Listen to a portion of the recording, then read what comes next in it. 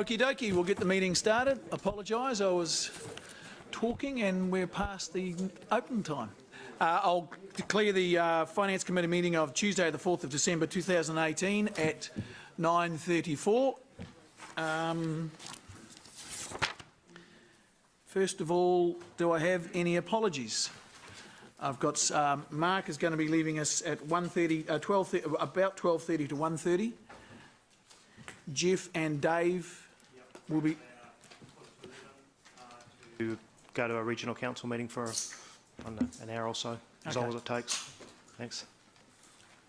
Although Dave's not here anyway. Okay. Have we heard anything from Martin, Andrew? Have I missed anyone else? And Angela? We haven't heard anything from them? Cars are there. So is Elvis, but he's not here either. He hasn't said anything for a while.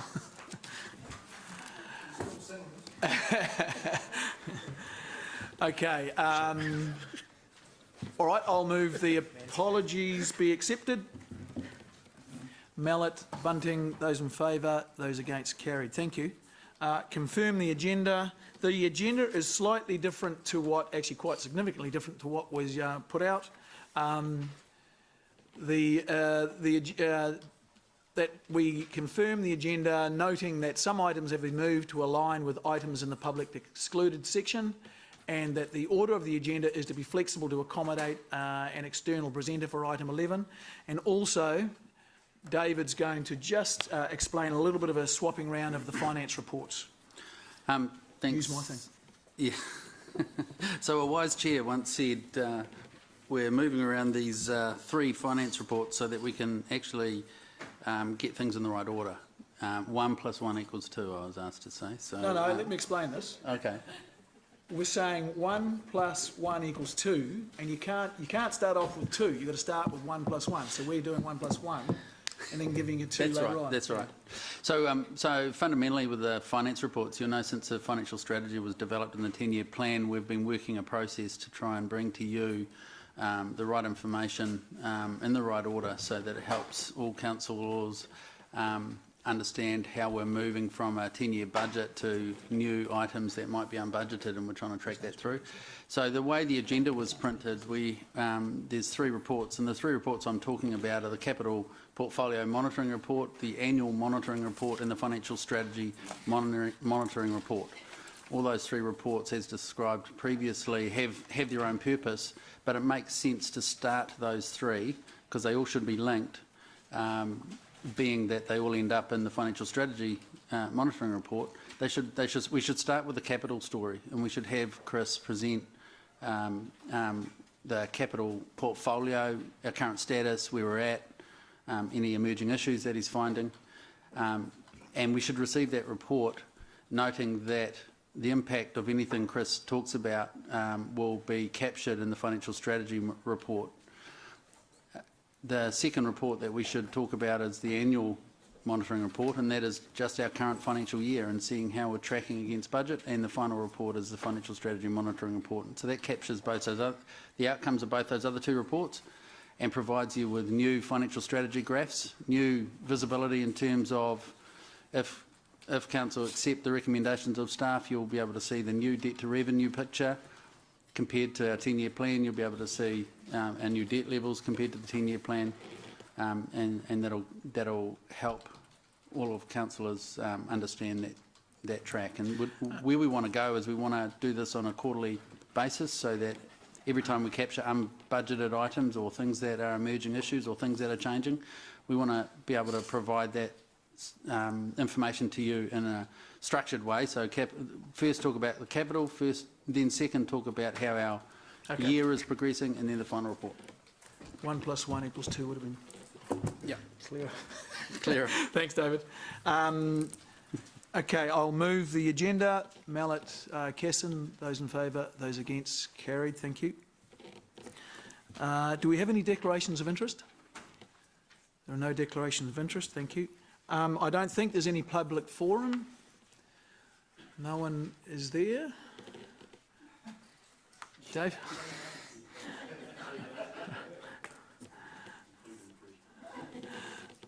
Okay, move on to item 5, which is the confirmation of the previous meeting's minutes, starting from page 5 of our agendas. I just have a couple of queries. There's a couple of actions. So on page 9, there is reference to an elected member's briefing regarding, this is from my report on that meeting, UAGCs and SUIPs and things. And secondly, on page 10, another action staff undertook to provide further information to the committee members regarding request for funding for more LAS resources. Is that in? So I can answer both those. Yep. So in terms of the SUIPs, so we'll bring a briefing on the 28th of February. Okay, thank So you. that's the date for clarification around, if you remember the Chair's report last meeting. In terms of the Waikato LAS, after discussions with the Chief Executive and Blair, that information will be brought back when they present the statement of intent, which is in March. Okay. So you will get that information. It's not obviously It won't come to this meeting, no. Right. Thank you. Are there any anyone else got questions or concerns with the minutes? Okay, thank you. I'll move the minutes be received. Mallett, Hamilton, those in favour, those against, carried unanimously. You like me saying that, don't you? Yep. Okay, item 9, page 135. Did anyone tell Greg he needed to be here?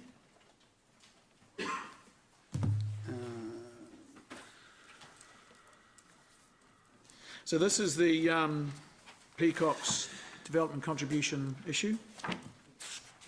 Yeah, can you quickly grab Greg? Thank you.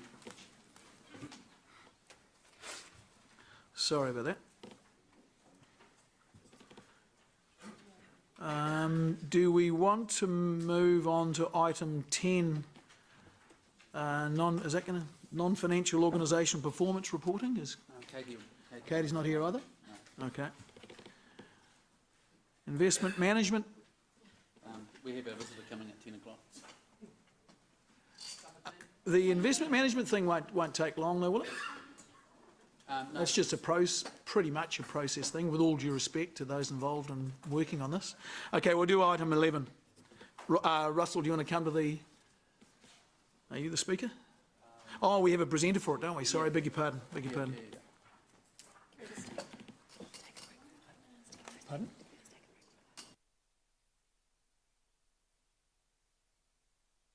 Just circle the sinkhole.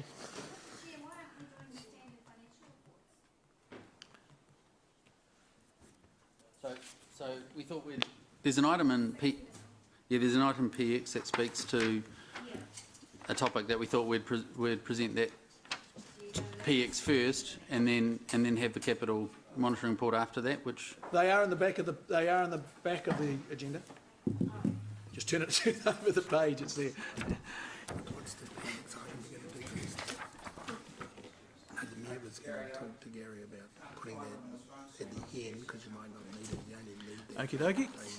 I don't know. The mayor was going to talk to Gary about doing that piece, because we might not need it. Okay, Kathy's not here. Sorry, the mayor was concerned. Key thing is that we didn't Our external presenter's not here. before lunch. Okay, thank you. Why do you want to do this? We wanted to make sure that when we start talking these reports that we get all three in. So what we're thinking is we'd get all the... That's a nice here.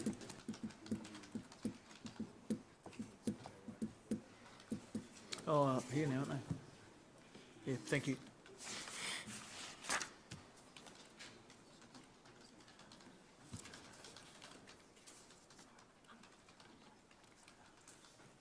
Sorry, we've taken you out of order a bit because someone else wasn't here. So thank you for turning up. So we're on item 10, non-financial organisational reporting report, page 140 of your agendas.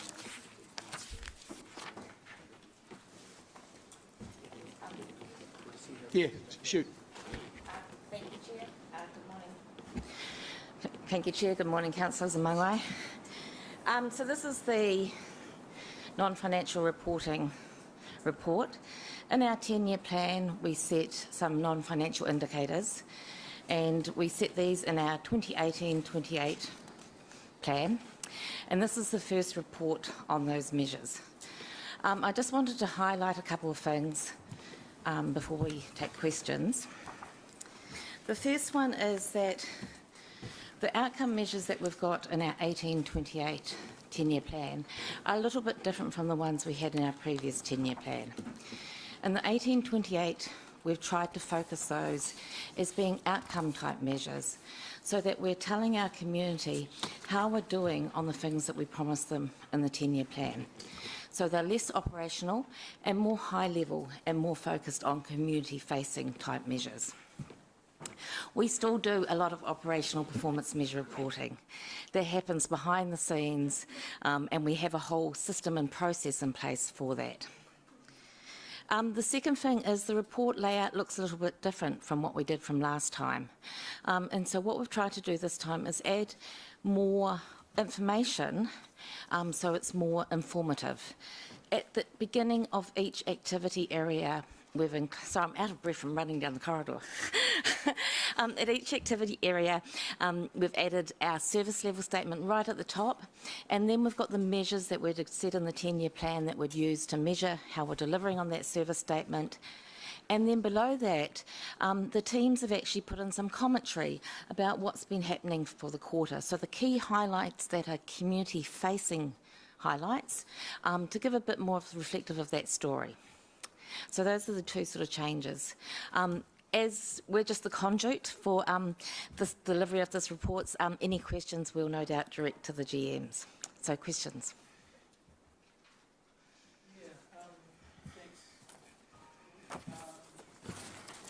So on page 142, in kind of the third box down, it says the reasons given for lower perception of our city were more noticed traffic and congestion, increased crime rate and the high cost of living.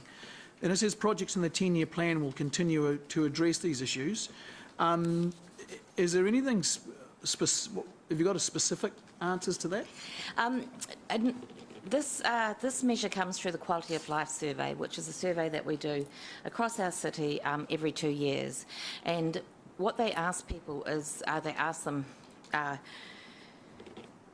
how they think Hamilton looks and feels and the pride that we have in our city, and they ask them what are the main reasons for a lower perception of things. And so it's a very high level response. So those are sort of the key categories that people can pick from. So we don't get a lot of detail in the survey itself. So we don't actually get any feedback through that survey that says, you know, specifically this area or that area, other than these high level categories.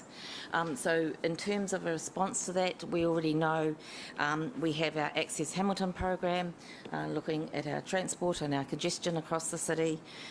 We know we have City Safe, which is doing a great job in improving the perception of safety, and we also we understand the issues around, one of the key things that came out was housing affordability in this survey. It was a consistent message to most of the large metro councils that people were concerned about housing affordability, and so that's driving that higher cost of living. So those are the sort of responses that we have already built in our 10-year plan and as key programs. So we're hoping those will moderate some of those perceptions. I appreciate these are difficult, you know, they're very subjective, a lot of them. And to the extent they are subjective, it's hard to actually react to the answers because you're relying not on so much objective data or things, but the way people feel. Does that make them almost like, how much weight should we put into these things, on these things? I think it's important to consider that this is one way of harnessing people's views. So it's a perception-based survey, so you're right, you can't be factual and objective in it, but it does give us an indication. And because it's a survey that we do over time, every 2 years, it does give us an indication of what that changing perception is. A lot of these issues are very long-run issues, so you can't, fix things immediately in a short term for a lot of these issues. So I think it's a good measure, but the thing to remember, it shouldn't be our only judge of these. So we do have other ways of measuring things like congestion. We know we have lots of traffic counts and those sorts of more tangible, fact-based ways of measuring some of these things. So it's a good measure, but we need to take it into account with other measures. Okay, just without sounding too rough, there's time and money goes into these things, and it just concerns me that we don't really get much. I don't think we're getting an awful lot of specific information out of some of the stuff, and to the extent we are getting information, it seems to be negative, which is, I'm part of that, and then we've got some projects in the 10-year plan to address these issues. I mean, that seems a bit hollow to me, with all due respect. Can everyone hear us? Or is it just, is the speakers are working, Yeah. Okay. I take your feedback, and we'll look at our wording in the future. Okay. Thank you. Dave? Thank you. I was also going to start at the same point you did, Chair Gary.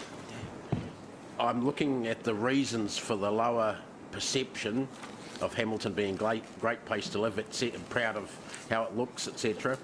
And it says there the reasons given, the first couple were noticed traffic and congestion. I recall that about a year ago a certain councillor made the statement around this table that a little bit of congestion wasn't a bad thing. So I was wondering whether you thought that maybe the residents don't agree with that, councillor. You don't need to answer that. I don't think I have an answer.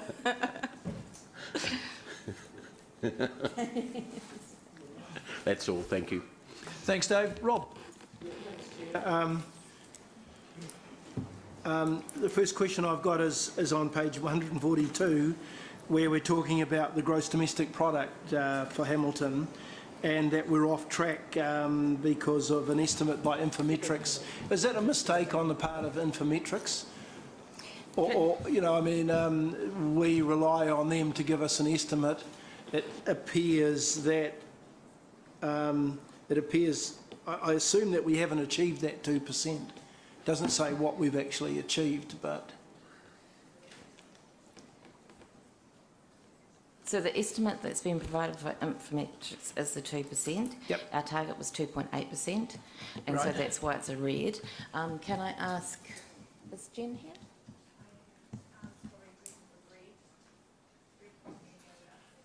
So I guess my question is, Greg, who got it wrong, Infometrics, or did we have the wrong estimate? So we have a target of Yep, 2.8. yep.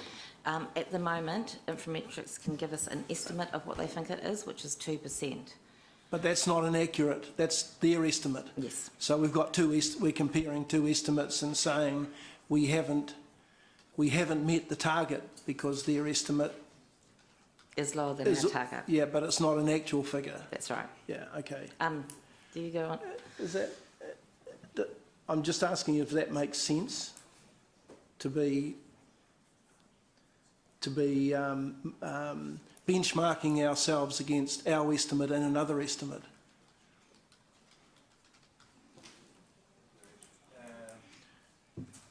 Morning. So Infometrics do all sorts of calculations based on productivity and data that they have, and they report it annually.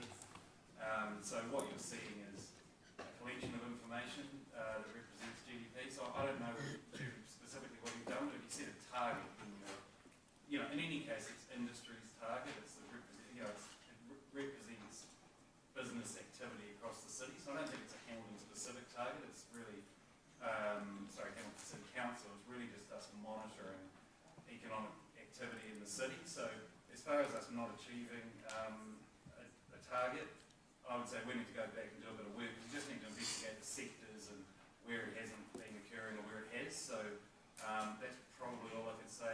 It's a macroeconomic indicator. So wouldn't it be correct though to wait until we actually get the accurate or the actual data and then compare it to our estimate rather than comparing two estimates?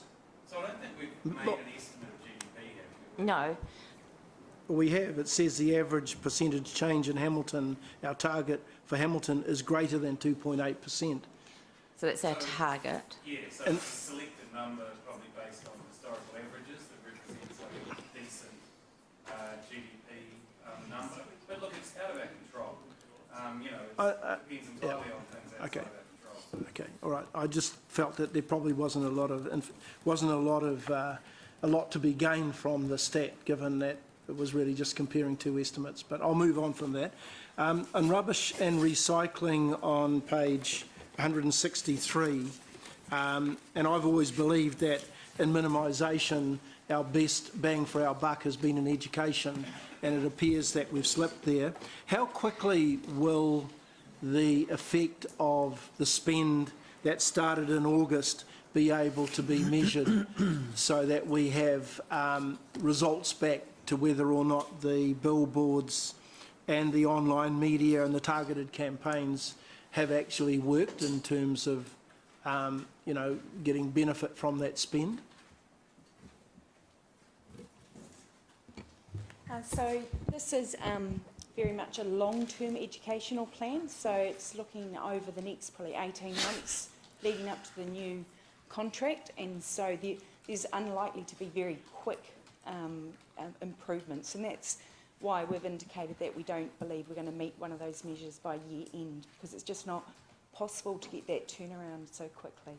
Will there be a substantial change in the education once the new contract comes Yes. on board? Yes, it will. Yeah, So over the next 18 months, we'll be building on what we've started in August. So Yeah. it'll just be continually growing and building on what we've got out there at the moment. But closer towards the new contract coming online, it will start to change and be very much focused on what behaviour is needed for the new contract. Yeah, okay, thank you. And the last question I've got is just around the democracy one, and that's around the perception that the residents have in terms of decisions that council has made. What page are you on, Rob? Page 144, under democracy services, and 25. It says there that in terms of actual performance, 25% of residents think we make decisions that are in the best interest of the city, compared with our target of 47%. And we've kind of given a justification there. Have we got any specific evidence? You know, I mean, it's easy to say we're making all the hard decisions, but are we getting feedback that suggests whether those hard decisions are in fact the right decisions or whether they're bad decisions? First of all, can I just clarify, one of the issues with the Quality of Life Survey is the timing. So the Quality of Life Survey was out being asked at the time we were also out consulting on our 10-year plan. But the survey finished before our 10-year plan process finished. So the community heard us going out and asking some hard questions, but didn't see the end of the process where councillors listened to that and changed some of the proposals that we're putting up. So that's most probably one of the reasons why we think it dropped significantly, because it was a conflict. And unfortunately, we can't do anything about that because it's a 2-year cycle, and every 6 years it'll clash with our 10-year plan. But what we can do, and we will be looking at doing, is thinking about what are other ways we can understand the community's perception of council in the future. Thank you for that. Could I just suggest that in future you put some timing around those, you know, obviously the 25% is pre the 10-year, Yes. the LTP being signed off. Yeah. And if we had a bit of a timeline there, we could perhaps understand the negativity that might have been in the market and the residents' spots prior to June, or certainly between December and June anyway. Yes. Yep. Yes. Thank you. Thanks, Chair. Thanks, Rob. Mark? Thank you, Chair. That segues nicely actually into my series of questions. I just want to test the quality of life survey methodology just a wee bit. First of all, are there any other studies that find that test the perceptions of people's enjoyment or how they like living in here, like Net Promoter Scores and stuff? Are they being done regularly? Maybe just a bit of background on the Quality of Life Survey to start with. It's been running for about 15 years. Hamilton City Council did participate at the beginning and then stepped out of it for a number of years, and we stepped back into it 2 years ago, so we did our first one again in 2016. It's the councils that it goes across are the metro councils only, so Auckland, us, Tauranga have rejoined it this year for the first time. Christchurch, Dunedin, all the Wellington group of councils, so that's Parirua, Hutt and Wellington City. And so it gives us a good opportunity to see what our community thinks of us versus what other communities think of their cities. So It's a unique survey in that aspect. In terms of so it is also well recognised. Stats New Zealand included on their list of surveys is stuff they pick up data from as well. So it is a well recognised survey. It's run independently from all of the councils. So there's a project group that forms and they then commission the report separately. And so it's independent from all of us. Yeah, I can understand why Stats New Zealand sees it useful because it gives them nationwide stuff, but I'm just wondering about the usefulness to us. It strikes me, and I'd be keen on your response to this, is that this is a sort of stab at every 2 years. Yes. And as Rob sort of alluded to, there could be a lot of stuff in the market. I mean, it could have just been an angry reporter for the last week who had, been following a particular line which made us all look stupid at that point in time. And we base quite a bit on those decisions. Yeah, so one of the things we're looking at and we're considering as part of our work program is actually how do we actually take this type of perception survey and do it more frequently. Yeah, so we actually get that's the question. 2 years is too long, we recognise that, and Sean and I have had discussions around that. And so that's one thing that we're looking at this year, how do we address that? Do you find with, for example, the Net Promoter Score, I think it's tourism, Waikato, Hamilton, Waikato, do something like that. Do you find our results are in sync with theirs? Do you do much work? Net Promoter Score is quite a different type of perception. Perception. But one of the things that we are doing, that we are kicking off in December this month, is our customer point of service surveying. So this is where we are asking the people who have experienced our survey what they thought of it at that point or very shortly afterwards. So we're running that starting in customer services, library, pools, sports parks, community facilities, and also building control. That was a measure that's in our 10-year plan measures, and we've said that this is our first year of doing that. The other option that a lot of city councils have used in the past is what they call a resident survey, which has traditionally been a phone survey where you've rung up and asked people what they thought of customers, of council services. We're not doing resident survey. We're doing customer point of service surveying because we think it will give us a lot more relevant data. And the way we're running those surveys is the data comes to us immediately. Yep. So we can immediately respond and work out what is driving people's perception of whether that's a good service or not. Okay.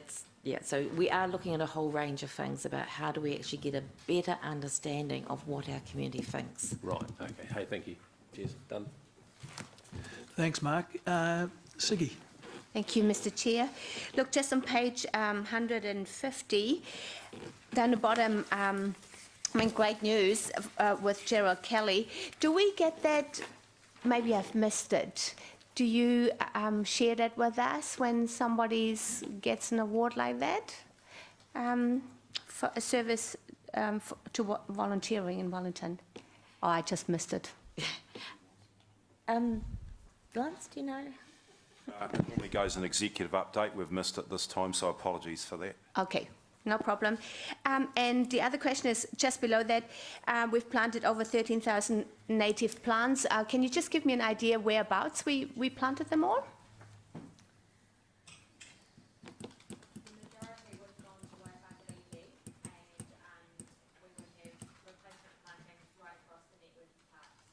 Okay, thank you. Thank you. Martin.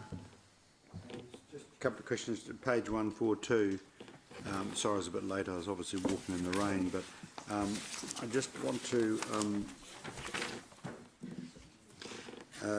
say you look at 75% of residents think Hamilton is a great place to live, but only 53 are proud in how Hamilton looks and feels, and you know, the tease out of the two sort of, you know, what criteria is there seems to be a disconnect, I think. Yes, and that's an interesting issue that we want to explore more. Interesting, when we look across, so this is one of the benefits of the Quality of Life Survey, when we look at all the other councils, they all had a drop in people's perception of pride in their cities. So it's not only something that we've experienced, but all of the cities have experienced that, which is really unusual. So again, that's something that we are trying to dive into a bit more to understand. And I'm sorry if you've already done this, do we have there has been, I've seen, I think, you know, the comparative data of the others, just so that I think it'd be really interesting to compare ourselves to other high growth councils in terms of how we track. Yes. Is that sort of readily, I think you have circulated. Yes, we have, you might remember we had a little infographic and a little report. They're all available on our web pages. I'm happy to recirculate the links to those. And I know, while I know this stuff comes to this committee, it seems to me, particularly with our community and so, you know, with its brief, it would be interesting. Could you just come, Tommy, again, just repeat for me the difference between a customer versus a resident, you know, who are the people being asked, and why I say that I'm interested in the level of engagement, who do we actually reach? Okay. So a really good example, I think, is when we look maybe at our sport parks. Yeah. So our customers will be anyone who's participating on those parks. It might be the parents standing on the sidelines, it might be the kids playing sport. Some of those will be from people outside our Hamilton city boundaries. You know, there'll be sports teams coming in to play against our city boundary sports teams. So that's the difference between a customer and a resident. Often we will have, you know, I call ourselves being in the middle of the donut, and so we have a lot of consumers of our services who live outside our city boundaries. People who come in, you know, from Waipa or Waikato, park in our city, go to work in our city, are all effectively customers of our services, but they're not residents. So they're surveyed? So in the Quality of Life Survey, it is only residents who are surveyed. So but our customer point of service surveying will... So you're surveying all those people who are getting a freebie? Yes, we will. You survey the multimillionaire of Tamahiri who gets free use of our parks. Yes. Doesn't pay any rates. Yes. Oh, that's nice, because we want to make sure the multimillionaire is satisfied and happy with the free service. And to reassure you, we are also asking them where they live. So we will be able to know who that freebie is and how happy they are. Tamahiri happy. Look, the other thing is in terms of national surveys, and I know, you know, you've got, you know, the nationally right track, wrong track, putting aside the state of the parties at the time. Is there any other sort of data that we use, you know, nationally? And I know, again, it's national data. I'm not sure the regional breakdown, but, you know, you have those longitudinal surveys and studies and stuff. There are a number. We have a vast amount of data that we can access. So things that come through places like Stats New Zealand, data that's collected by other agencies and other organisations. So there is a range of data we can access. We're just in the process of working out how do we mine that data for insights. So it's insight that's important to us, not necessarily the data. Just through the chair, for example, you know, when we make submissions either to a DHB or to the government, to the Waikato plan, and not wanting to give you heaps of extra work, needless extra work, it seems to me that is really, you know, putting everything on the table is quite useful in terms of us understanding our community. Very useful. No, thank you. Thank you very much. Thanks, Martin. Sorry, Chair, can I just add a point to that? Yeah, no, just a small one. So the Stats New Zealand do a general social survey, which measures similar things. It measures well-being, and it asks people about their sort of sense of well-being, etc. as well. And that's that and the Quality of Life Survey are aligned to the way that the United Nations do some of their surveying internationally. So there are some, as well as kind of national comparison points, there are some international comparisons as well. Thank you. Just one other, Julie, what is the process, this process cost? Which process are we talking about? The surveying, the compiling of the report, measuring against our targets, finding that our targets are only estimates and all that sort of stuff? So the process of reporting back to council on our 10-year plan outcomes is part of our normal staff budget. Yep. I don't have an actual number of hours it takes because it covers not only my team but also all the other groups' teams as well, and we actually haven't calculated that as a project cost. In terms of... okay, so you don't know? So, no, okay. so it's part of the whole annual plan reporting cycle. Okay. So it just strikes me that what the information we get and the little discussion we have here goes nowhere. I just wonder if it's even worthwhile. It is a requirement. So one of the things from our perspective, and I think it's important for the elected members, is at the end of the year, as part of the annual report, we have to report on our... Required to, are we? Yes, we're required to. And by us being able to come and talk to you every quarter about the results, it allows us to have this discussion on a quarterly basis and be able to make sure that we've got the right answers in there. So we run around like this 4 times a year instead of once? Yes. Okay. Debate. Okay. All right, I'll move the report be... sorry, is there any further questions? All right, I'll move the report be received. Open for debate. Mallet, Bunting. Oh, sorry, you seconding it, or were you going to question? Okay. Somehow you're not on the thing. Andrew's put his... Okay. Okay, Andrew. I'm voting against this motion.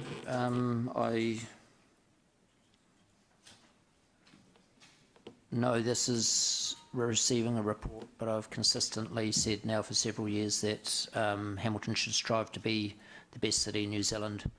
And when you're running a business, you don't look over your shoulder and worry about what the opposition's doing. You let them worry about you. And if we strive to make Hamilton the best place that it can be and the best place to live, we don't need surveys to tell us whether we're doing well or not. In my opinion, it's a matter of letting other people chase us. So to be consistent, and it's what I believe is a survey like this can be easily skewed by, depending on what media is coming through on a city, what event may unravel just before the survey comes out. And I don't think that the money spent is money well spent, and I don't think that we use it to make any decisions on where we're going or where we've been. So we are a unique city. It's a city I'm proud of, but I don't need to compare myself with my neighbours to know that this is the best city in New Zealand to live in. Thanks, Andrew. Martin. Yeah, I was sort of fired up to contest the chair's view of this world, and now I'm suddenly a bit different from the mayor's view as well.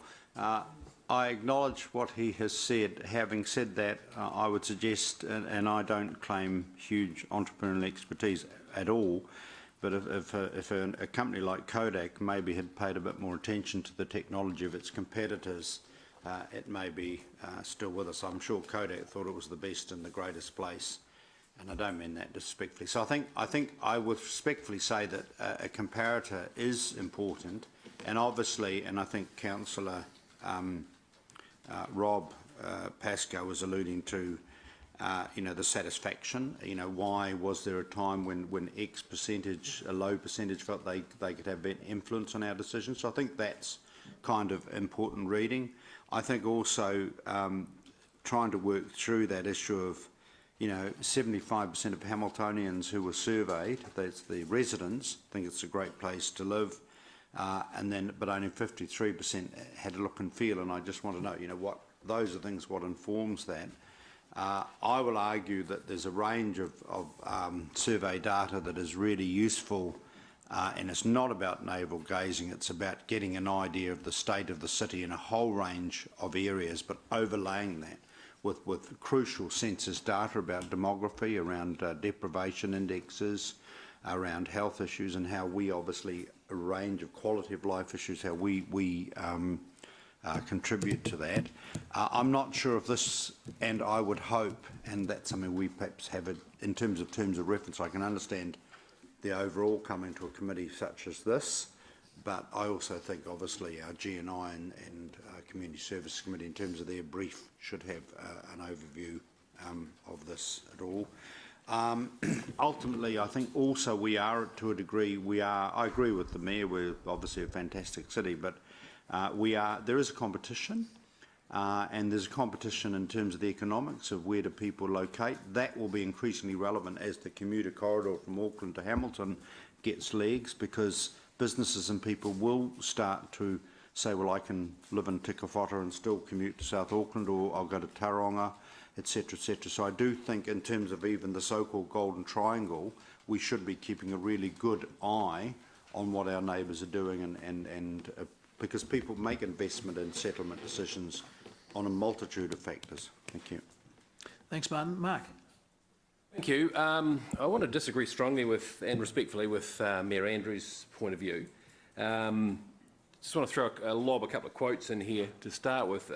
It was Einstein that said research is just quite simply creating new knowledge, and it was W. Edwards Deming who said if we, without research, we're just another person with an opinion. We cannot research our residents enough. Running a business is the analogy that Mayor Andrew put up there. If you're running a business without researching your customer base, you're just taking a punt in the dark. You do SWOT analyses, you research your client base, you research your opposition if you want to survive in this world. And far be it from me to give Mayor Andrew a business lesson, but I would have thought that was common sense. I would argue the other way. I don't think we're going far enough with our research. I think it's a little tiny bit fluffy just by the methodology of it, and that's no reflection on the staff who are doing it.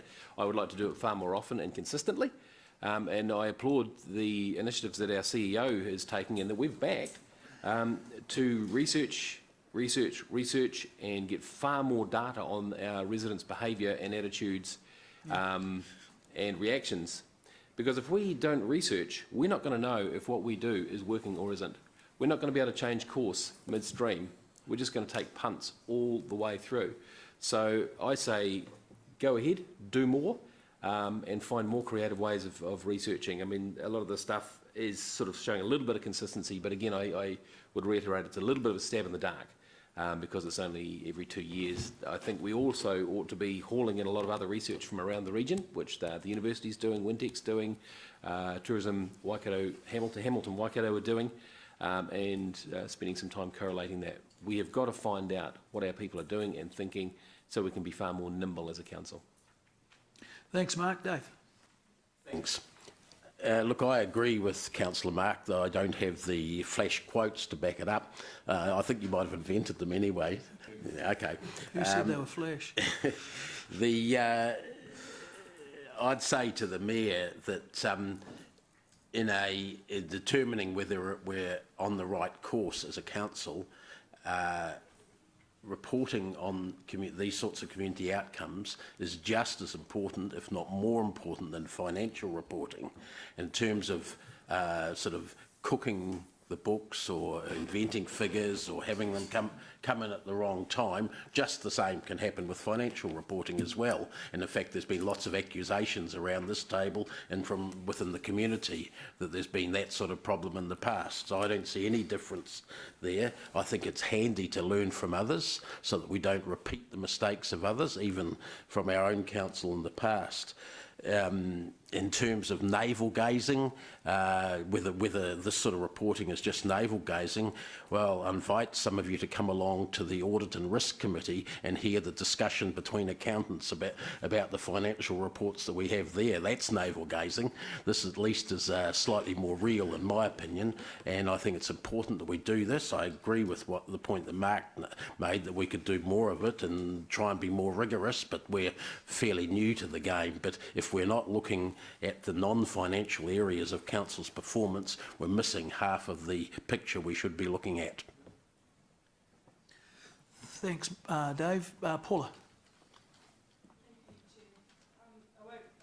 The point because I support the comments that Councillor Gallagher, Councillor Bunting and Councillor McPherson have made. I just wanted to say that it is information like this that does direct the questioning. In fact, that's exactly the effect it has had today. We see a red light or a yellow one and we ask the question, and that's what it's supposed to make us do, I believe. I think if we join up with others so that it's collective data, it's more cost effective, and that's where we should always be aiming.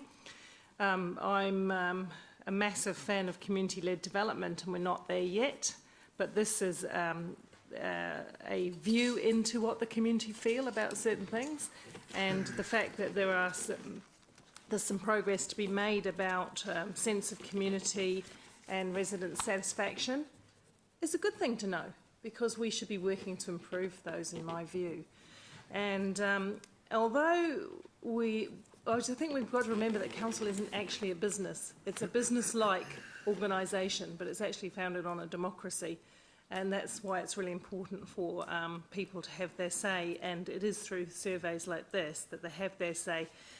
I don't know why we're so worried, because in this instance, the majority of the dots are green. So we are doing quite well, except for a few areas where there's some flags raised. And that just gives us the impetus to focus our attention where it needs to be focused. So I'm always really glad to see this, and I love the way that the report is set out with the forecast as well, where we've been, where it is and where it's forecast. I find that very useful, so thank you to staff for that. Thank you, Paula. Rob. Yeah, thank you, Chair. Look, I think accountability on the outcomes from non-qualitative factors is in terms of the operation of the city is absolutely essential. And I don't think it's solely a matter of benchmarking or looking at our competition out there.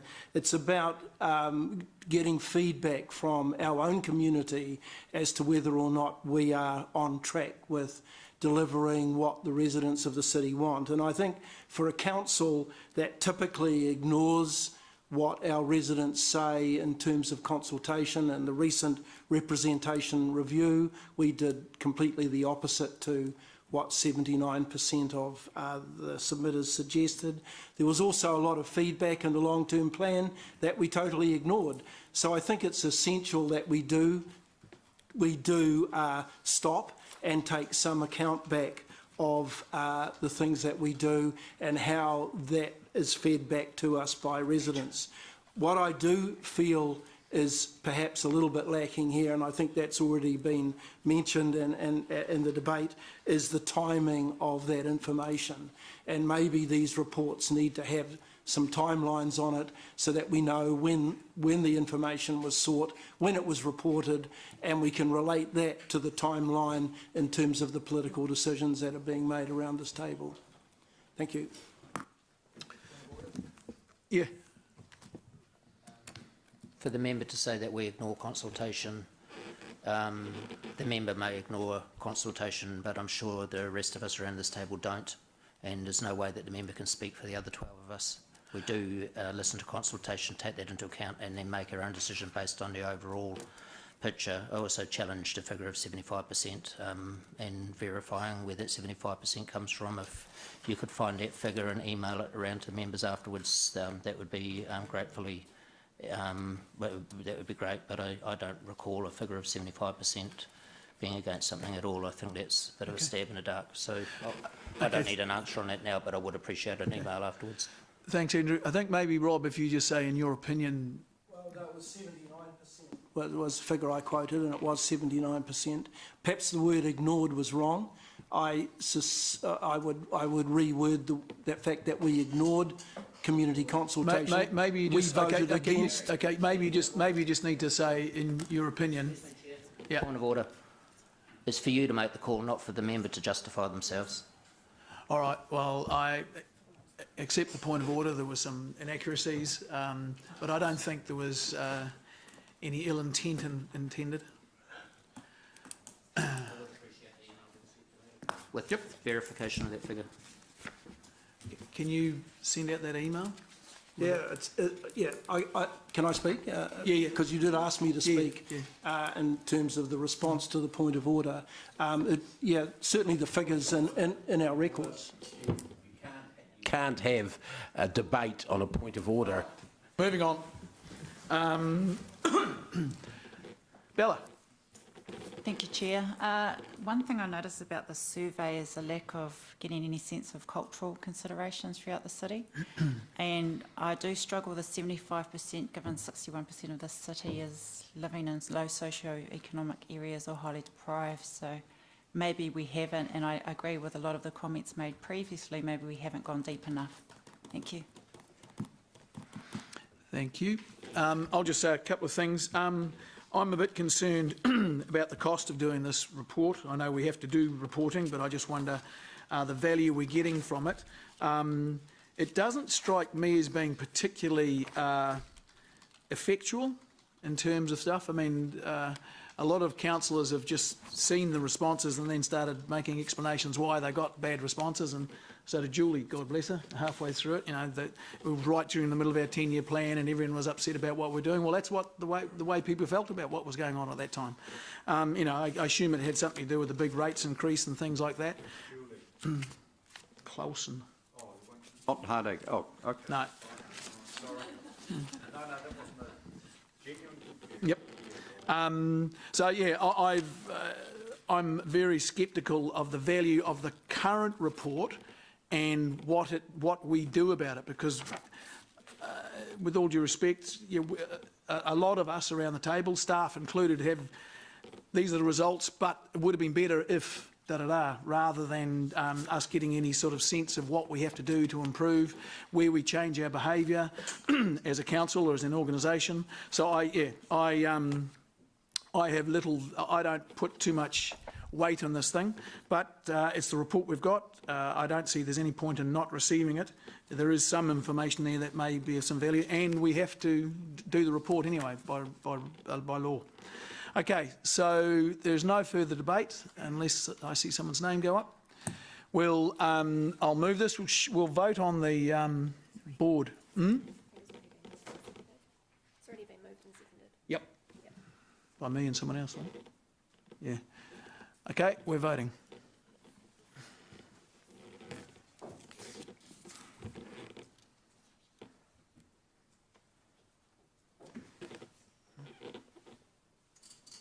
Thank you. That's so I have to say so people can unanimously approved. Thank you.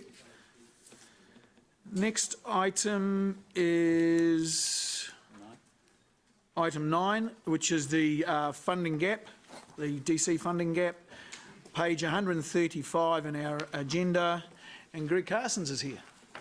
It's the Greg Carsons show.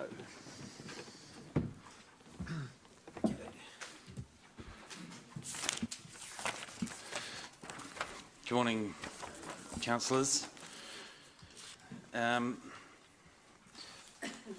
this morning I'll just take the report as read. I think we've had some conversations through a briefing included, so I'll just take it as read. Happy to take questions. Rob.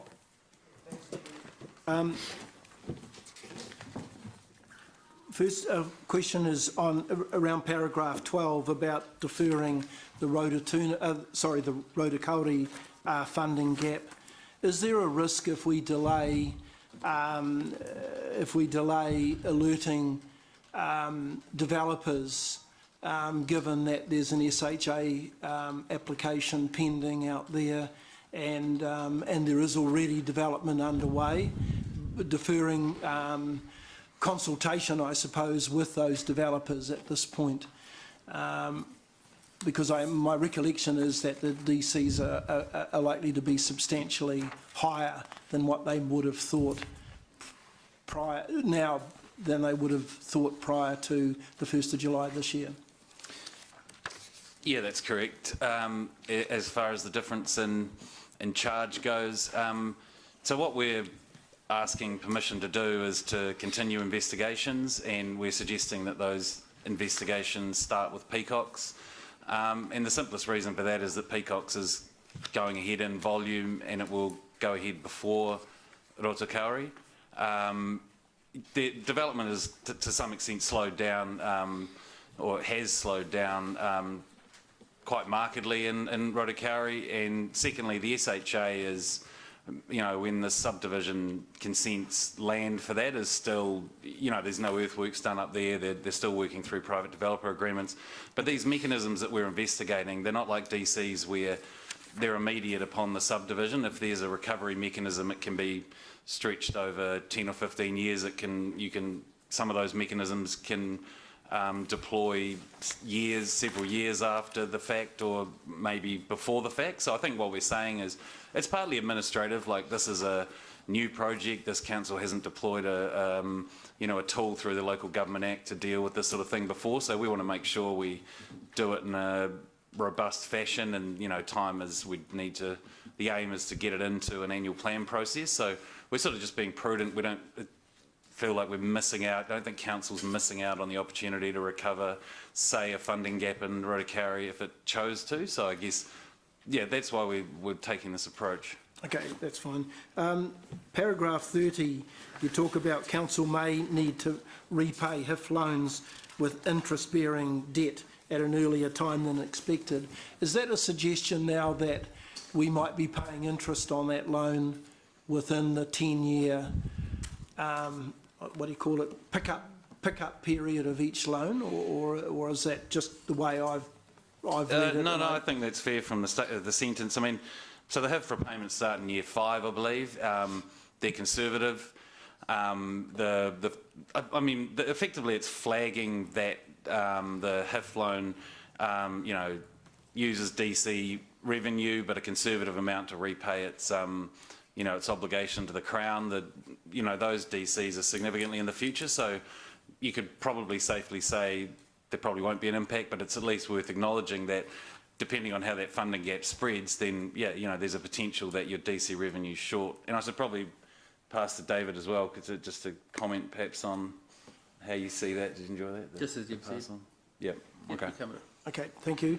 And under option 2 in paragraph 39, have you got an idea of what the report's going to look like in February, assuming option 2 gets approved today? Have you got in mind how that report will look in terms of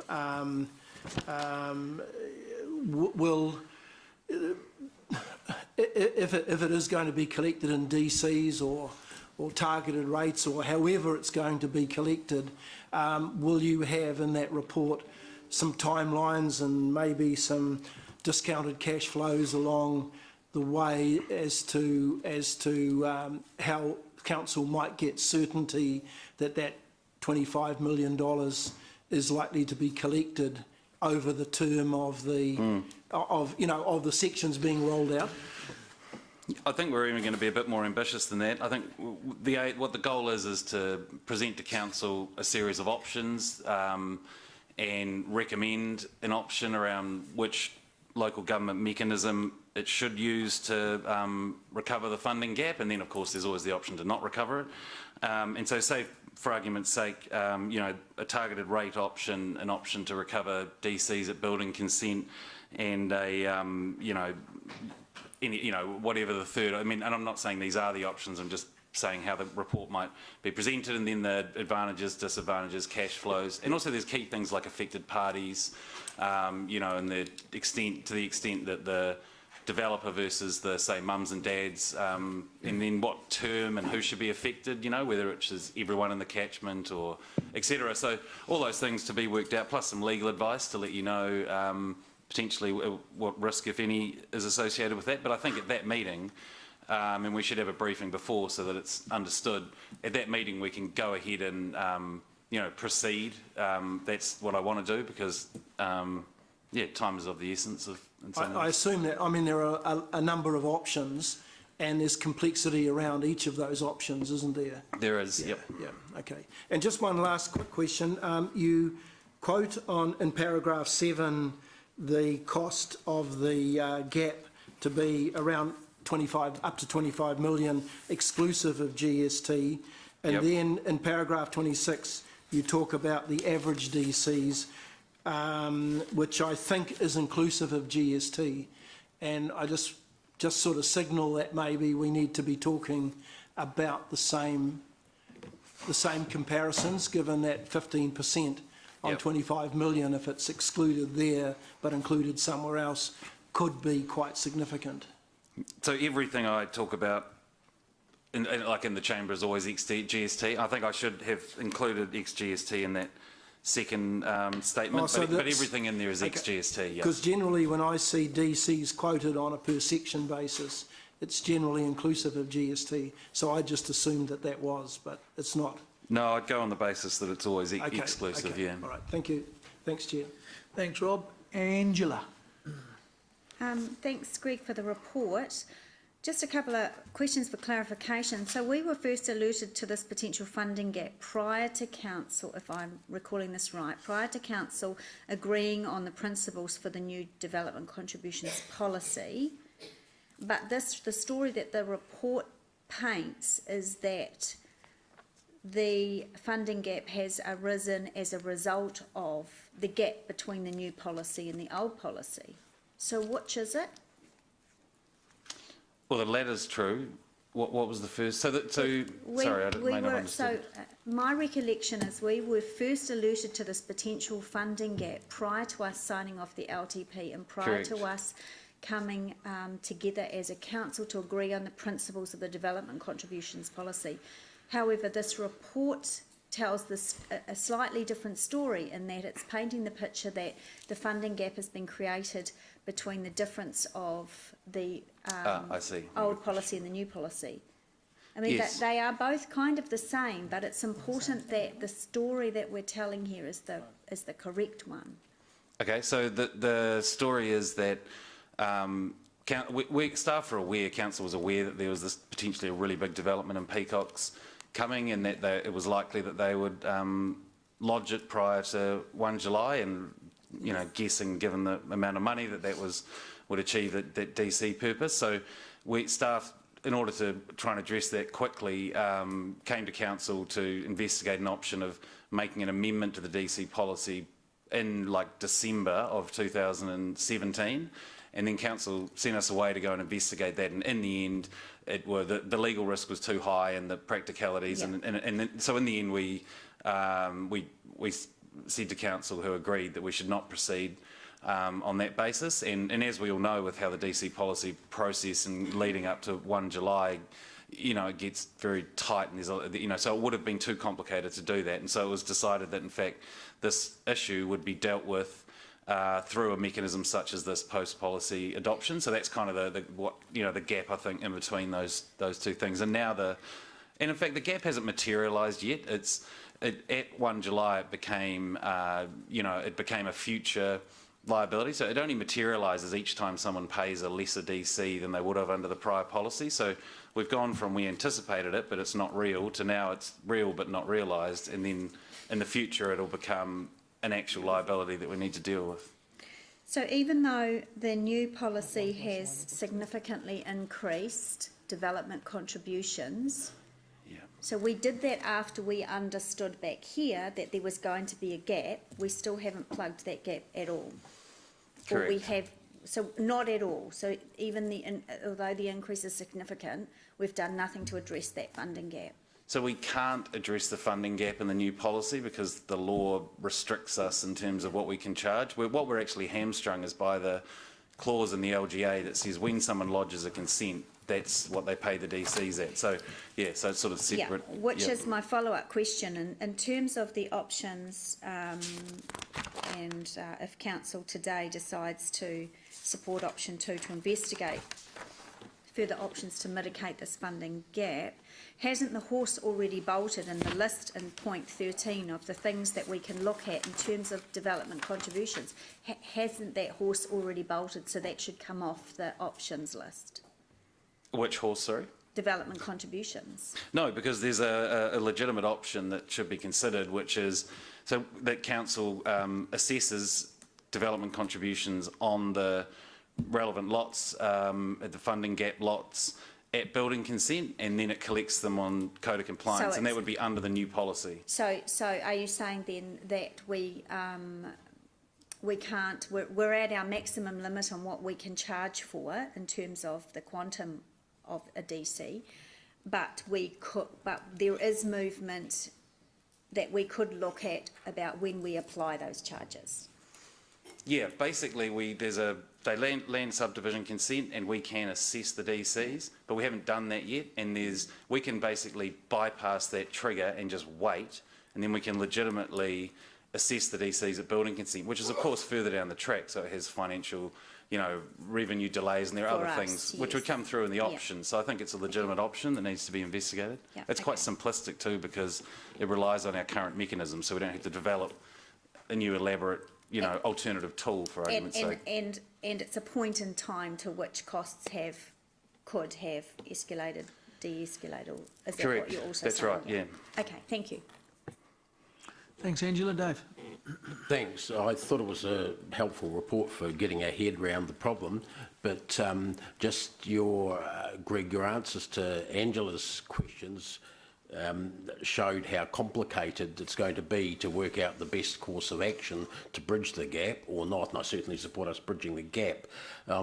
Thinking the throwaway line you had about, we'll need a workshop on that, when we're told there's no workshop gaps available for the next half century by management. I think that you should maybe be looking to reconvene. I don't know, the working group they had, make it an open working group, but somewhere where those councillors that are available can come along and get the load, like we did for the DCs themselves. That was quite helpful, at least for those who went, to get their heads fully around how it worked and what the options were. It's just if you're going to try and put some options to us in a meeting in February, that's going to be really hard if we haven't had an in-depth look at it beforehand. So I'm asking what you would consider as a good way of making sure you've involved councillors in the nitty-gritty discussions. I'm perfectly happy to do that. I think those were productive. The only qualifier I put on it is that it's likely, if not certain, that we'll need to consult in some capacity, but it's going to materially affect, people across a broad range. So yeah, so therefore just time constraints. So but I think it's a good idea, and yeah, of course I'm perfectly happy to do that. And just, I guess we'd have to be aware that if we're going to land a mechanism in the annual plan, we'd have to sort of, ramp up and get that work done before consultation. Absolutely. So even starting in January, when you're all back on the 3rd of January or something. Yeah, the 2nd, yeah. Oh, okay, sorry, got the date wrong. Mr Chair, I'm wondering if by agreement someone could word a D that included background discussions and workshops with councillors and leave the details of that up to staff prior to the report coming back to council. Can that be fitted in? Fitted in, is that right? Stafford, you're managing the timelines. What do you feel? I think we just do. We will, yep. Yep. Okay, so there'll be a B saying staff will identify times for discussion with elected informal, well, we're talking workshops. aren't we? Information Yeah. sessions with elected members, maybe, and leave it the exact nature of them up to what's possible. Okay. So that, because this report is asking that some work be done, that consultation with members would be part of the work to be done. Correct, yeah, but it's not much time in terms of available spaces before 21st of Feb. Does that need another line? Well, we can just take it at face value that staff will do it, but this sort of directs them to. You promise? I promise. Yep. The General Manager okay, has Big has promised. just said we can put it in as an action. Yeah, okay. Which has, yep. That's good. It's an action now, mate. Be careful. Does that mean it's better? I've no idea. Okay. Thank you. Thank you, Dave. Leo.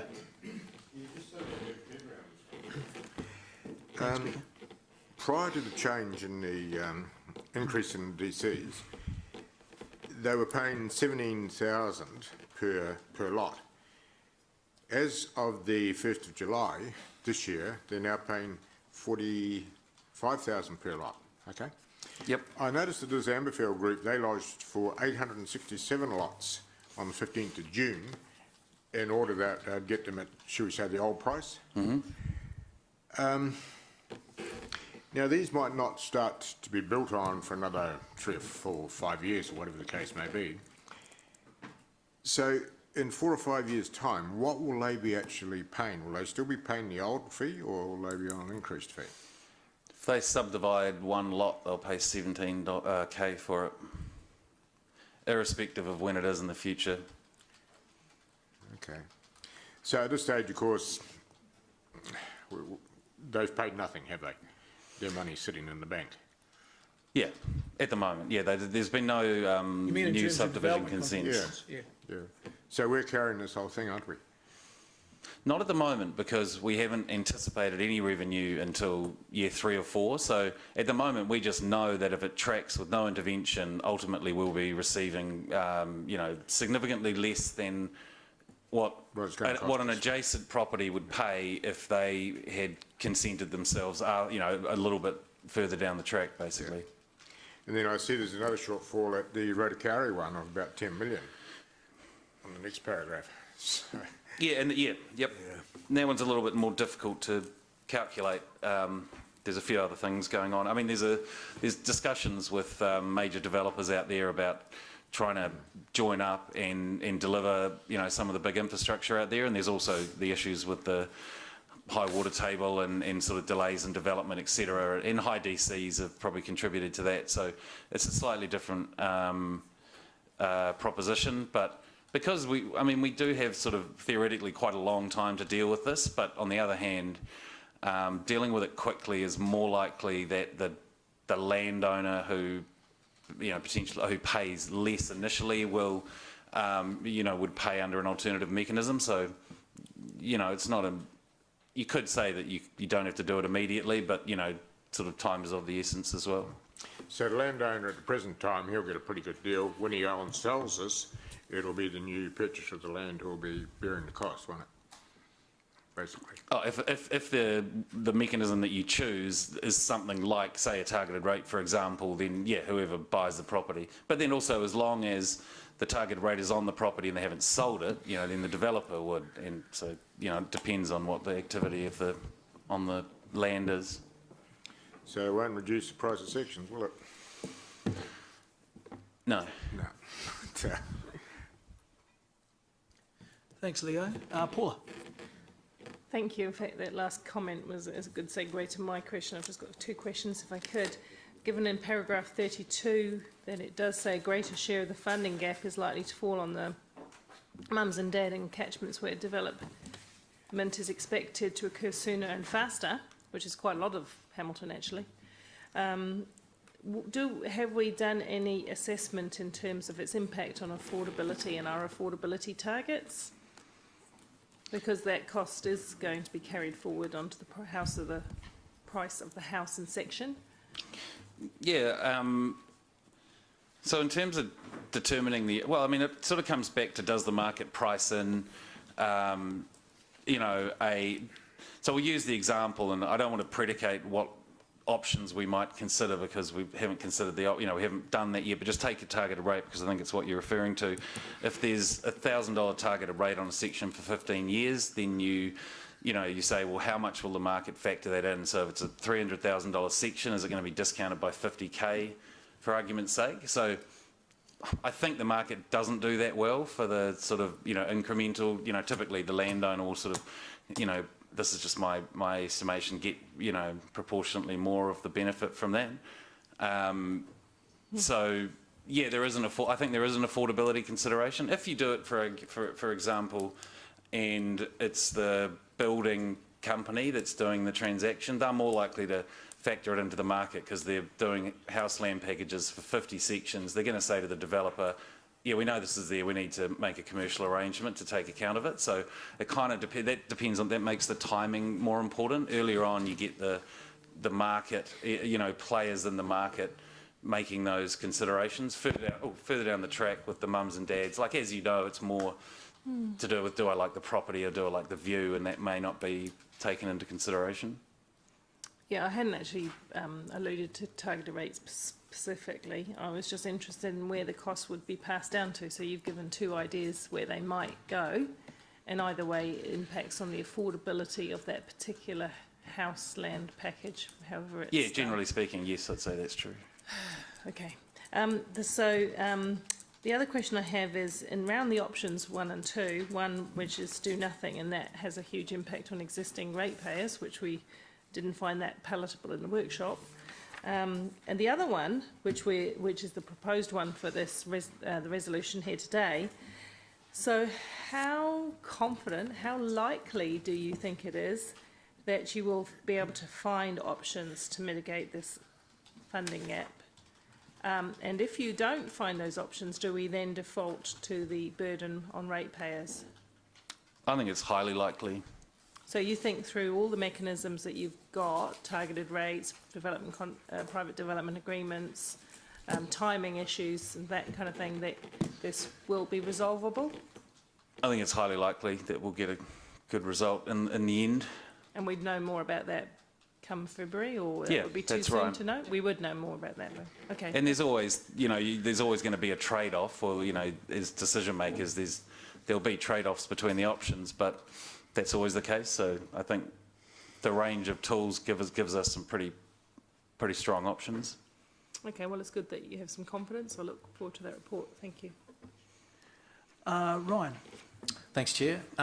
Greg, you touched on, I guess, was targeted rate, i.e. 1K for 15 years, which potentially would raise about 8.8 million, or potentially with the Roto Kauri gap, close that $10 million gap. Is that similar to what the Crown Infrastructure Partners are doing with the SPV in conversations? Yeah, it has some corollaries.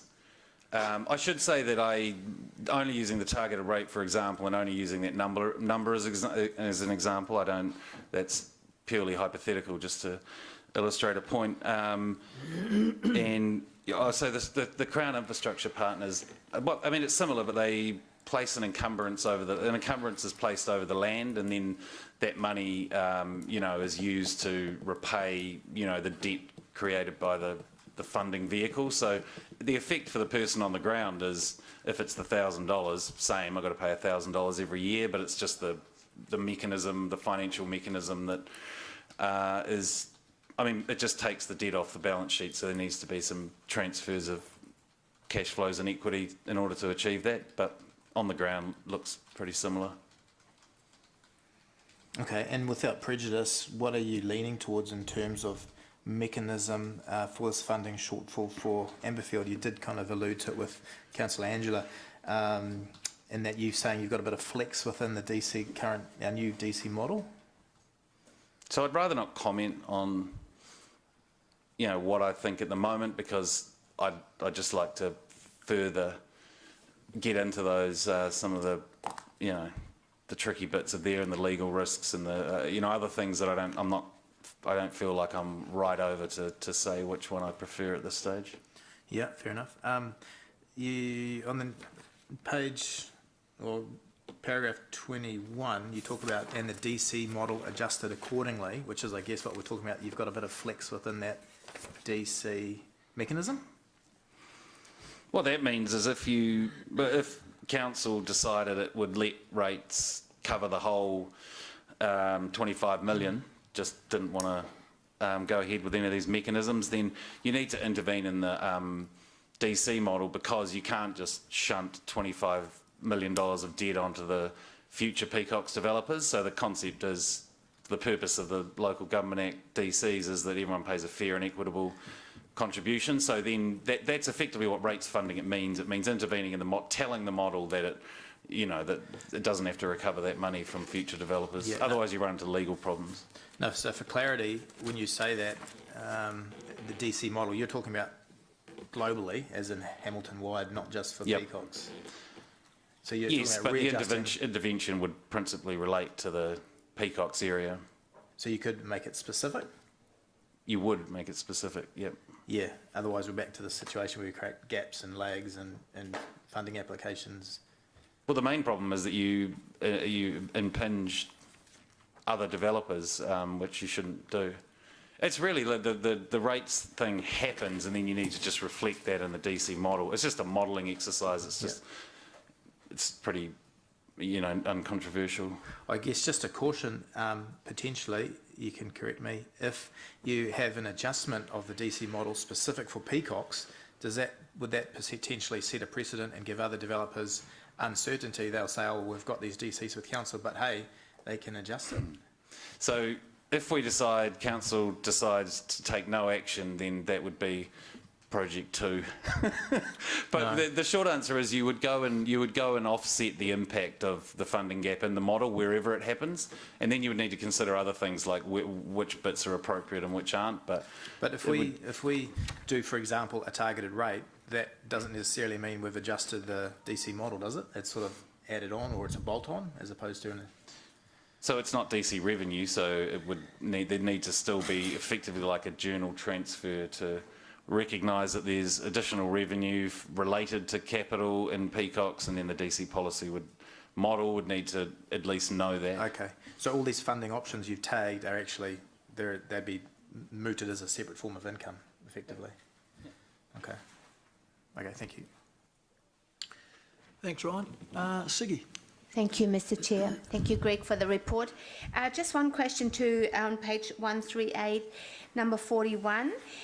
This option will require staff time and incur legal and technical support costs. Have you got any idea how much that would be?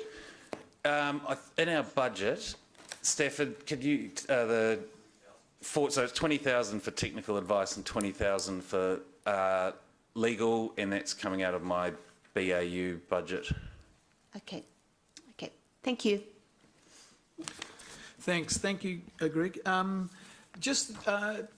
was new to me in this report was that you can collect DCs on building consent as opposed to resource consent. So the difference between the two would simply be the fact that building consent collection would be later, therefore you would have already paid for some infrastructure or something like that, and so there would need to be some interest tacked onto that. Would that be added on, or would you still be collecting the same quantum as you were collecting if you were collecting at resource consent time?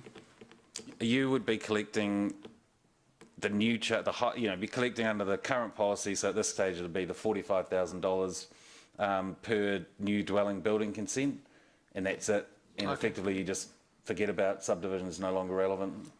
Okay, so you were going to. So if we'd have got that in on the 1st of whatever the date was, the 1st of July, was it? Mm-hmm. Yeah, So if we'd have got the the DC policy, if these guys had lodged their consent on the 1st of July, they would have paid $45 per section. Correct. If they lodged their consent 6 months, 12 months, 8 months later, and it's a building consent, they will still pay $45, assuming there's no increase in development contributions. No, assuming nothing, they just pay whatever the charge is in the DC policy. Okay. All right, so when does interest get factored in? It's built into the model. Okay. All right. So all you're asking for here is authorisation to go ahead and do some work and find the best way to do this. Someone's going to have to pay the DCs, whether it's existing ratepayers or the new ratepayers out at Peacocks or the developers, but somewhere on the line they have to be paid. Okay. All right. So, and you're not particularly wanting a steer who should pay it. You're just wanting authorisation to spend a little bit of money, or some money, lots of money, to do the work. If any steers are most welcome. If you following this discussion, there's any preferences, happy to take. Okay. Well, I think it's important that we stick with our growth pays for growth recommendation or policy. That's just my view. So anyway, yeah. All right. Well, I'll move the report, the staff recommendation. Oh, sorry. Are there any more questions? We're still in question time. Any more questions? Okay. I'll move the staff recommendation. Mallet Bunting. Got the additional fee? No, we decided that would be the staff. Yeah, would be an action. Okay. One of these things called an action. Yeah. Okay. All right. Is there any debate? Okay. We got Paula. Thank you, Chair. Just want to reiterate the point I made slightly through the questionings around the affordability my strong hope that when we're talking about the mechanisms to address this, we're also factoring in how we deliver affordable housing for our city and what impact there will be, because the answer to my question was quite clear. There will be a flow-on cost to new homeowners. And I noticed when I came back from Auckland on a course recently how many big signs in the Waikato district there are saying infrastructure's all in, come live here. And we know that there are some issues around that too, with a little bit of problems that they're getting themselves into, funding ahead of growth. So, you know, look, we can't take this too lightly. We do have to take this seriously. The reason that we felt that we needed to be aggressive about growth is because we accepted that home affordability was the key issue.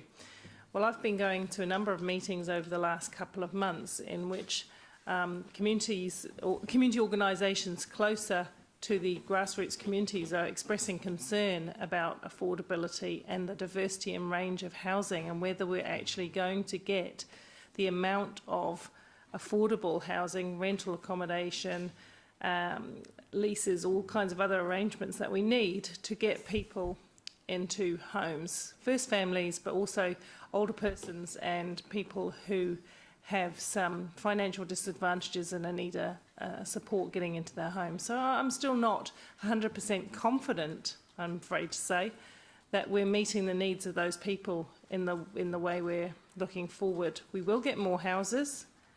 That's great, and I fully support that. But will we get as many at the affordable end of the scale as we should? I'm not convinced yet. I look forward to seeing evidence that we will. Thanks, Paula. Andrew. Someone's got to pay, and this council chose during a 10-year plan that growth would pay for growth, and in this case that's the developer. And if the developer doesn't pay, rates have to go up higher in that area to cover it, and either way someone's got to pay. So either the homeowner or the future ratepayer of that property is going to have to pay, but we have to collect the money from somewhere. And the reason why we've increased our DCs is to ensure that we cover the costs of that subdivision as much as we can. There are houses for sale in our city for under $400,000. They may not be brand new, but when I started, I bought a 1920s house. I didn't go looking at new houses. I didn't even step foot in a new house. I bought a falling down 1920s house that needed a paint, needed repiling, but it got me in a home. And then from there I moved up. And I've never lived in a new home. But my point is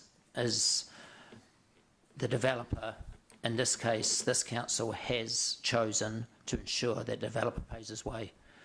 And I believe that we unanimously voted for that model of DCs going forward during the 10-year plan process. Well, maybe we didn't unanimously vote, but we certainly voted by majority. Thanks, Andrew. Yeah, I'll just comment that it is important when we talk about affordability that we understand that there is a trade-off. If we want people to live in flash houses and expensive houses and houses that you feel comfortable driving down the road and looking at, then we can do that. We can also do things, we can make affordable housing, but it means we have to take some of the utility out of those areas. Sometimes it means that maybe there isn't a park that we can afford. Because all of these things, when we try and build these lovely communities, cost money. And someone has to pay for it. And the right person to pay for it is the person who benefits.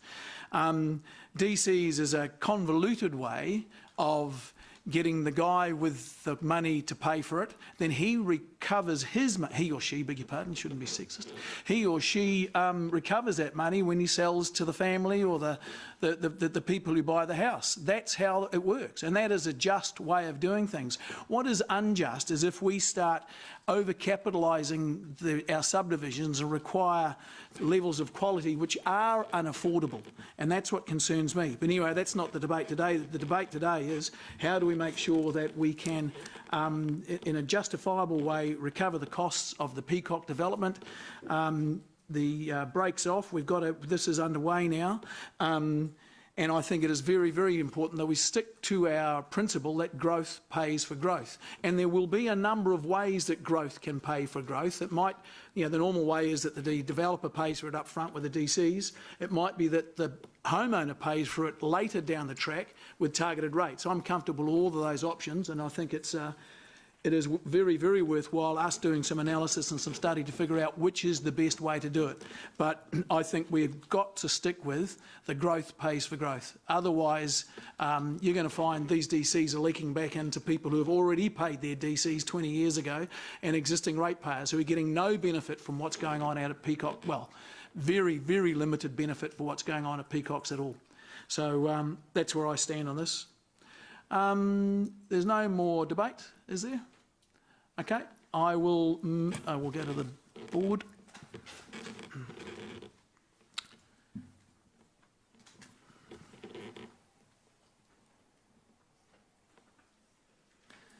Thank you. Pass unanimously. Okie dokie. It's 11 o'clock now, so we've got. Yeah. We'll do our financial thing. Whatever. What is it called? Right. It's the investment and liability management policy. Big black mark saying that I'm not here at this meeting, and that's not I was acceptable. watching you in the bathroom. Exactly. Shall we work to rule, Martin? Well, you have people who work for us. It might be a long bathroom break. Okay, I just realised we've got a chap here who's come from God knows where. You need to leave at 11:30, do you, Stuart? Okay. Okay, we've got a gentleman here who has to leave at 11:30. So you can just duck out now, but we'll. Yeah. Okay, come on up then. So we're on item 11, page 165. Russell and Stewart, if my paper's correct. That's correct. Good. Now, which is which? You tell me. Okay, this is item 11, page 165, investment and liability management policy. Kia ora, councillors. Referring to the reports on or from page 165 in your booklets.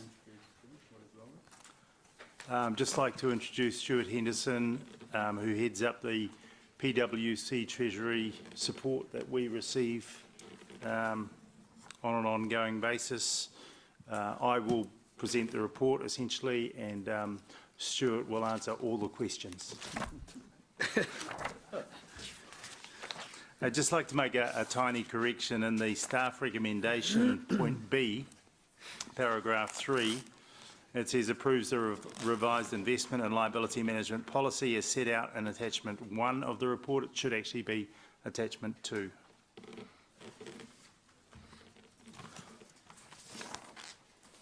So we'll take the report largely as read, but I'll just summarise the statements, if that's okay. There are a number of minor editing changes that have come through this review, and the review was largely carried out as a part of the 10-year plan. Because of the number of editing changes, we've provided a tabular form to try and show you each section alongside of each other from the old policy and the new policy, with a brief explanation of what it is, and that's in attachment 1. And then attachment 2 is the clean version of the proposed new policy. Outside of the minor editing changes, there are two, I guess, fundamental parts to the changes. The first one is some amendments where we have taken sections out of the management policy that related largely to governance, explanation or description of what our rights and responsibilities are as a council. So there are 3 sections of the Treasury Management Policy that have been pulled forward into this council policy. And then there are 3 paragraphs essentially that have been added as part of the 2018 to 28 10-year plan. They are all described in the discussion section on the report. So at this stage, I'll open up for any questions. Okay, Ryan. Yeah, thanks, Russell. I guess I'll direct my question to Stuart then. Point 57, one of the new pieces you've introduced is unsecured, regarding unsecured lending, I think it was. I'm just wondering an explanation of why this has been introduced and an example of what or when or what we might use that for.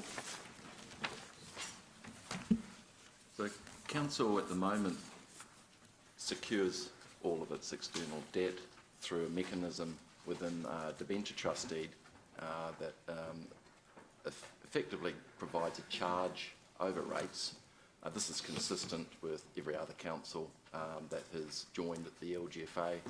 It's pretty consistent as well with those councils that have not joined the LGFA but done external funding on their own part. The exception to that definition in terms of where you are automatically providing this security, this charge, would be where council-controlled organisations, or in the case of, and a good example would be Dunedin, who did not join the LGFA, have a structure that is essentially, we call it a negative pledge. It's a promise not to give security on anything, which essentially means nobody else is getting security. And that mechanism is a very common mechanism within the framework of financing. It just really opens up the council to being able to provide or to obtain financial borrowing without specifically having to provide a charge over rates through that mechanism. And it just enables you to have that freedom to do so. You've always had it. It's just never been articulated. It's within the Act. I can't imagine a situation that might occur unless, for example, council was providing some assistance into a special purpose vehicle that it did not want to provide any security in relation to any obligations. But really it's just really opening up an option for council that you've already got. It's just specifying it. Okay, thank you. Paragraph 77, just quickly, maybe Russell, you might be able to know, have we got any CCOs, has HCC got any CCOs in operation at the moment? Yes, we do. We have one, I wouldn't be able to go through them in detail, but they report to council on a regular basis. Every 6 months we get. So that's like the airport, those things. Okay, so point 77 says the council is not allowed to guarantee loans to council-controlled organisations as it's part of the LGA, but isn't it kind of redundant because we are connected to them inherently anyway? Oh, that's a really good point. The definition is that you're not allowed to provide a guarantee to a council-controlled trading organisation. You can provide a guarantee to a council-controlled organisation under the Act. And the way that the council-controlled trading organisations have over the years obtained that, what I would call comfort, have been generally through the use of issued and unpaid capital structures. So in the case of Dunedin, Christchurch City Holdings, and others, they have not had guarantees from council, but they have issued to the level of the debt of that council-controlled trading organisation, issued an unpaid capital. And it's recognised by the rating agencies as being a very, very, I don't know if you remember the expression from the 70s and 80s, Clayton's, the drink that you're going to have that you don't. Yeah, Council Dave refers to it. It's frankly issued an unpaid capital is really like Clayton's security. It's just that it passes the legislation muster. Right, so it's just a glorified loophole essentially.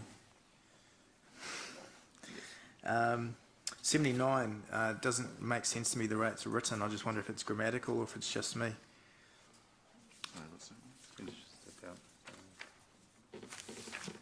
There is probably a grammatical error in there. I would take the second conditions out. Amazing the number of edits these go through. There's Cool. always something. Yeah, no, and thank you. The way you've lined up the two was really helpful too. Paragraph 50. So is there something that needs to be changed in the final in our final document, is there? Yeah. So we just need to get a record of that? Yeah. Thank you, Ryan. Oh, pleasure, Gary. You'd be the most impressed with that. I'm very impressed, yeah. Paragraph 50. Financial covenants are measured on council only, not the consolidated group. What does that mean, not the consolidated group? Okay. Your obligations as a council in terms of having what I call external ratios that are, impact that you must meet is your relationship with the local government funding organisation, LGFA authority, and those ratios that are specified in the foundation deed with council and all other councils that use the LGFA are based on the council itself. Yep. Not the consolidated position. When we talk consolidated position, that's when we start to roll in people like CCOs and other, like Auckland would include, Watercare would include, Christchurch City Council on a consolidated basis would include CCHL. So when we talk about council only, it's purely and simply what the council has gone out, borrowed under its charge, and it's very specific to just the council. But just bear in mind that the rating agencies, they will look at you on a consolidated basis, as they will look at all the other councils on a consolidated basis. Fitch, etc. Fitch, exactly. Okay. But you don't have obligations to Fitch. Thank you, and good to see the borrowing mechanism added on with the HIF and all that stuff. That was cool. Thank you. Thanks, Ryan. Rob? Yeah, thanks. If I could just follow on from paragraph 77. When does a council-controlled organisation become a trading organisation? And I'm thinking here of, say, the airport, for example, which is probably pretty much solidly land-based, but of course they do trade. So does the trading kick in and limit council's ability to guarantee loans to the airport when perhaps the major reason for the investment is that it's land-based and not trading? It may be easier to send you the definition out of the... Okay, so there is a definition for trade. There is. Okay, in that's the fine. Act, Won't yes. hold up the meeting today. The other question that I had is this new policy robust enough to take into account the fact that we may have different borrowing security arrangements under the HIF loan? I know with LGFA, as I understand it, there's that debenture that I think has been mentioned, which is a floating debenture over all of our rates. But I suspect, and I may have missed something here, but I think the HIF loan is quite different, and it might be a charge over specific assets that we are acquiring in order to open up the Peacock subdivision. Is this sufficiently robust enough to take into account the floating charge, which presumably will exclude the right that LGFA might have to those assets that might be secured under the HIF loan? Yeah. Under your debenture trust deed and your ability to provide a charge over rates, that's your call, and you can and it's robust enough for you to make that decision. In the case of the HIFs, and I don't know the absolute specifics, but if the broadly, if the HIF was purely and simply a security over, if it was a security over the particular project land, if it was assets, again, you're able to do that anyway. You could even, under this, when we talked to the unsecured element, you could even have it as an unsecured advance. Quite often, government and treasury advances and are on an unsecured basis. I've seen that over the years with people like Greater Wellington Regional Council and others, where there's been low cost or zero cost loans that are actually unsecured. So you're not going to the trustee and having an issuance of a certificate which is called security stock and providing that. And I don't think that is the case for the HIF. I haven't seen your details of the HIF, but this is robust enough To cover enable, all of the potential. to enable all those options. Yes. Okay, thank you. Thanks, Chair. Thanks, Rob. Just one question. It's on page 168. Talks about investment policy, and we talk about only approved creditworthy counterparties are acceptable. Can you define those? All counterparties, the people we borrow Yeah, I understand that. from, Yeah, I know. have a rating. Yep. And this provides the guidance in terms of ensuring that the adequate rating. Okay, this is people we're investing in, isn't it? Yes, this is your counterparty risk. Is when, yes. So, and only approved creditworthy counterparties are acceptable.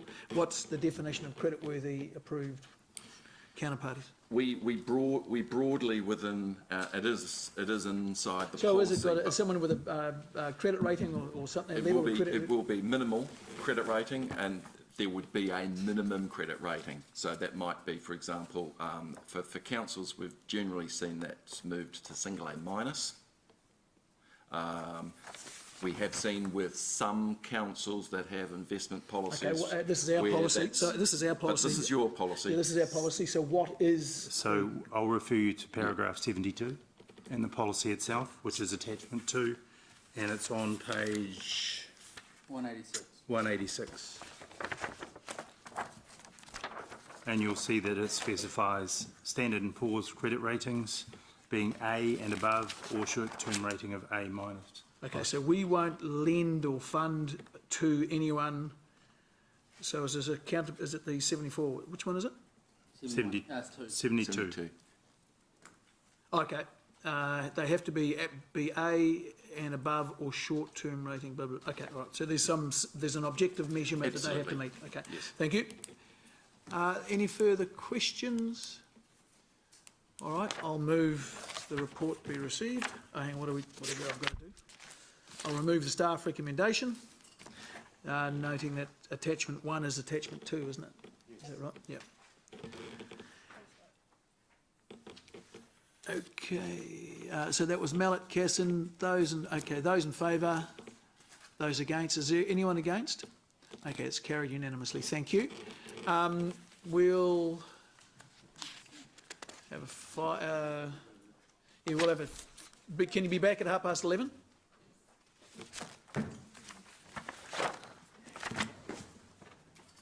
Should we go into public exclude? The mayor wants to not do that.